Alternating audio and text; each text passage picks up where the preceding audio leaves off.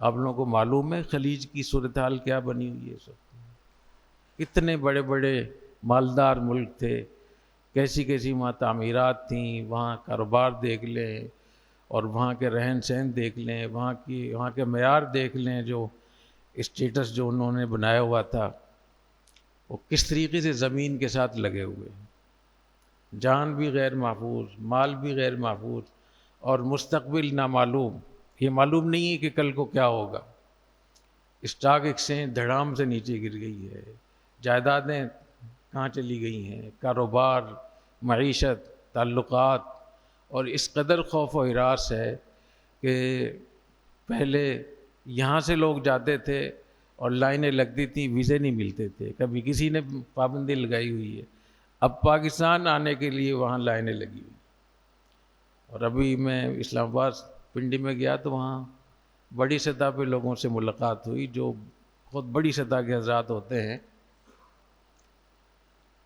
وہ کہہ رہے ہیں کہ لائنیں لگی ہوئی ہیں کہ ہم سے بھی معاہدہ کرو دفاع کا، جتنے بھی خلیج کے ممالک ہیں۔ تو اتنی بڑی نعمت اللہ نے عطا فرمائی، اور یہ واحد ملک اس وقت اس بر صغیر میں پاکستان ہے جو اچھی حالت میں ہے۔ آپ یہاں بیٹھے ہوئے ہیں، اس پر ہم بات کر رہے ہیں کہ ہم کیسے اچھے طریقے سے رہیں والدین سے۔ آپ خلیج میں یہ مسئلہ ہی نہیں ہے، وہ کہ اپنے آپ کو بچائیں کیسے، اپنی حفاظت کیسے ہوگی، اور بڑی بڑی عمارتیں اس طریقے سے ان میں آگ لگی ہوئی ہے، اور آگے کیا ہوگا، کیونکہ مشرق وسطیٰ پوری دنیا کے لیے ایک بہت اہم جگہ ہے۔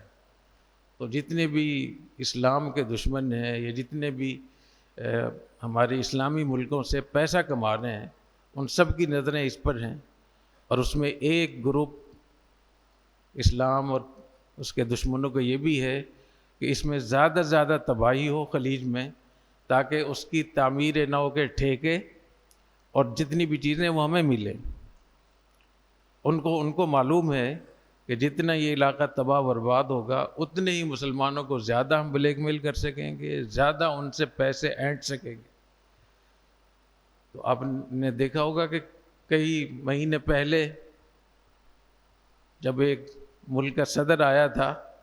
تو وہ ہزاروں ارب ڈالر ایسے ہی لے گیا ان سے، عرب ممالک سے، صرف اپنے روب ڈال کر، یہ سب کو پتہ ہے۔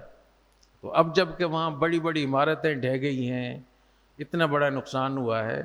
اب وہ کیا کچھ لے گا وہاں سے؟ اس لیے خلیج کی جنگ کو جو لوگ پھیلانا چاہ رہے ہیں،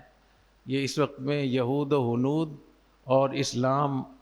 اور مشرق وسطیٰ کے دشمنوں کی تمنا پوری کر رہے ہیں۔ جتنی جلدی یہ سمٹ جائے گی اتنا سب کے حق میں ہے۔ تو ایسے حالات میں جب کہ ملکوں کے ملک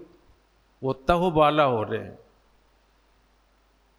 اور کوئی ان کا پرسان حال نہیں ہے، وہ پریشان ہیں کہ یہ اتنے اڈے ہمیں یہاں انہوں نے بنائے ہوئے تھے،